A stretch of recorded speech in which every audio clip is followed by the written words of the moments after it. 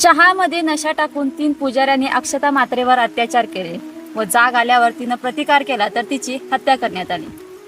आता या घटनेला 15 दिवस होत आहेत तर पुन्हा एकदा उरण येथील यशस्वी शिंदेवर एका नराधमाने अत्याचार करून तिला तडफवून मारले।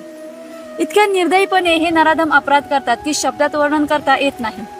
या नराधमांना कायद्याची भीती राहिली आहे का? तर मुळीच नाही। आता 2023च्या NCRB रिपोर्टनुसार महिलांविषयी सगळ्यात जास्त गुन्ह्यात उत्तर प्रदेश नंतर महाराष्ट्राचा नंबर येतो।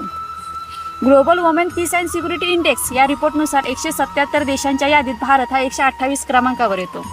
आता आम्हाला महासत्ता बनायचा आहे, पण महिला सुरक्षित बाबतीत आम्ही एवढ्या खालच्या क्रमांकावर येतो। जो गुन्हा करतो तो गुन्हेगार हा कधीच कोणत्या जाती किंवा धर्माचा नसतो आणि कोणताच धर्म हा हिंसा करायला शिकवत नाही। मग जर कोणत्या समाजात जर असले राक्षस किंवा विक्षिप्त